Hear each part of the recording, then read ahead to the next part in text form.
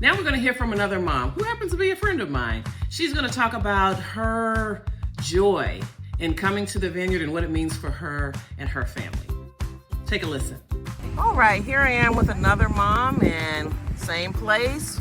We're going to talk about some of the same things. Hi, Issa. Hello, Carol. So it's great to see you again. We've seen each other at a few of these Yes. gatherings every summer. So tell us, how long have you been coming to Martha's Vineyard? I first came to Oak Bluffs when I was a little girl. My grandmother and grandfather, uncle, aunt, my mom, stepfather, we would load up the car and drive up to catch that ferry and come across to Oak Bluffs pretty much every summer. Now, when you were younger, did you feel it was special compared to other beaches or other vacations that your family took? I would say yes, because back then we didn't have cable, we didn't have cell phones. I'm old. There was a piano in the living room of the house where we stayed. We always rented, we didn't own. And my grandparents would have parties, and it would be sort of like Philadelphia with this multi-generational group of beautiful black people. Now, did you grow up in Philadelphia? Well, I was born there. My mom was raised there. I lived in Harrisburg, Pennsylvania, and then Baltimore, Maryland. If it's the Mid-Atlantic, it's home for me. Okay. But we would, get dressed. We would look smart, as my grandmother and mother would say. Okay. And people would come over, and there would be cocktails and food and people sort of flowing in and out, and everybody was very relaxed. Back then, there were times when I would be here and feel bored because there wasn't so much going on back then. You didn't have all the events that you do now. I mean, Pinkwell is 10 years old. The Uptown Party is many years old. So when you came here, it was really like you go to the Inkwell, you go to Edgartown Beach, as my grandmother would call it. We would ride the flying horses. Oh, right, yeah. We would go to Mad Martha's, and that was kind of it. And so if you brought a book, so that Probably was your several. entertainment. Yeah. And that was your entertainment. And so, fast forward, you've been coming with your own family. How long have you been doing that? So Ralphie has not come every summer. He started coming when he was younger. 16 now. You're asking me some math. I would say about half his life he's been coming here. I could be off a little bit. I'm part Bermudian, so we also go to Bermuda every year. That was a big part of our summer, and our summer trip to Bermuda coincides with Cup Match, which is late July, early August. So, I just learned about Cup Match too. Yeah. Another podcast for that one, right? Yep, I just learned about that. Yeah. So what's special about this? Why, as an adult, do you bring your family here?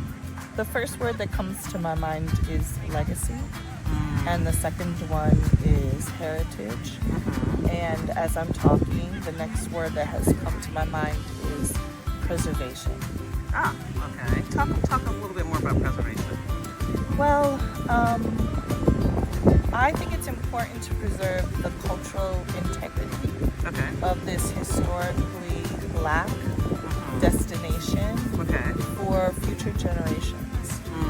And one way to aid in that effort is to participate in an active and hopefully positive way in the space itself, to be physically and spiritually, if you will, even present to you,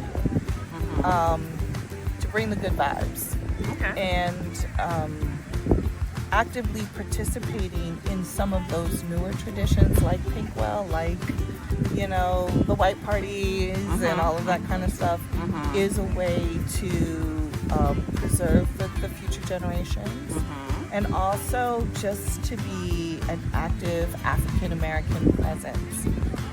Coming into Woods Hole, getting on the ferry, walking through Edgartown, going out to Gay Head to look at the lighthouse, going to Menemsha to watch the sunset, driving over to South Beach every once in a while to catch stronger waves, that just being here claims the space for, my child is only 16 years old, but I want him to be able to bring my grandchildren. I want my great-grandchildren to occupy this space. And it's absolutely very special powerful. And absolutely powerful. And we have seen in our New York communities, everywhere from LA to Chicago to Miami, places in between, the effects of gentrification and displacement. And if we're not here, then we aren't here. Love it, love it. Wow. Thank you so much. You're welcome.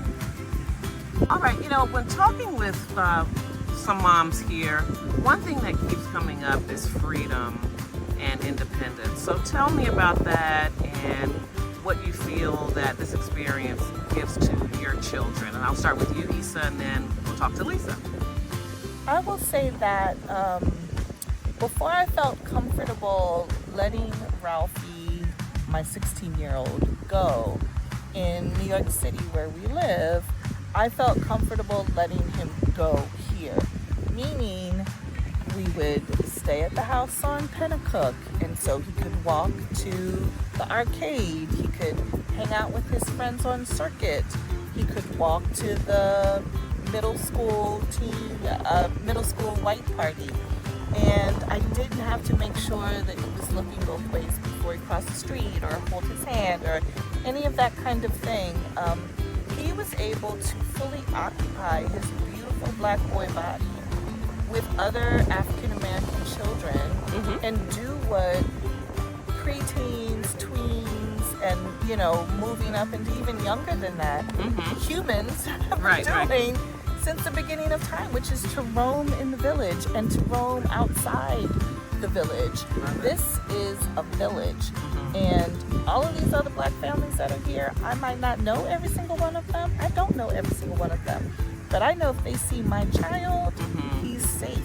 And it's funny because what happens is your child is out and they're hanging out at the arcade or doing, they go off on their own at the ag fair, they're doing what they do, and you start to get the text, oh, I saw Ralphie, and there'll be like a picture of him with his friends, and there are these sightings, right, of your child. Sometimes it's just a picture, and sometimes, oh, I saw Ralphie and his crew walking in front of, they're hanging out at Fat Ronnie's or whatever. In fact, or even like jumping off the Jaws Bridge or whatever, he can make decisions and have a kind of ownership and self-possession of his own beautiful young black boy body that he doesn't always have in other spaces. The fears that I have of police surveillance, of the Karen impact, of just crossing a line in one part of New York or another. I don't have those fears as a mother here, and I can just allow him to be free and to be who he came to this world to be. He can do that here in a way that I don't feel that he can do in other parts of this country. Okay, thank you. That was Lisa, same question. What does it mean for you here in terms of your children's independence and freedom to move about? Well, I completely agree with all the things that Issa said. I think that one of the things that I had growing up in, as a Queens girl was that kind of freedom. Like, we were out in the streets playing with our friends, going into neighbors' houses, like we were just flowing in and out, and I would jump on my bike and I was gone. And I feel like that's something that's lost for our children these days. I don't know whether it's because we're in Brooklyn or it's just a different sense of a lack of a sense of safety for our kids that exists these days. So I love the fact that when we come here, they get to have that experience, right? You know, particularly if they haven't had it in the past, and you know, they can just kind of run the island freely, right? And make their own choices, as Issa said. And I was listening to another parent who, you know, she said they came over in the ferry in the car, and her daughter, who's about, I think she's 14 or so, was ready to get out the car before they even got to their house and go off and do her thing, right? Right. So I just love that about this space, and I think it's a gift, and it's kind of a lost one. So I think it's wonderful. Yeah, I'm glad you all spoke about that. I felt some of the same sentiments with bringing my sons here. Yeah, that freedom to be independent and to be themselves And be safe. and safe.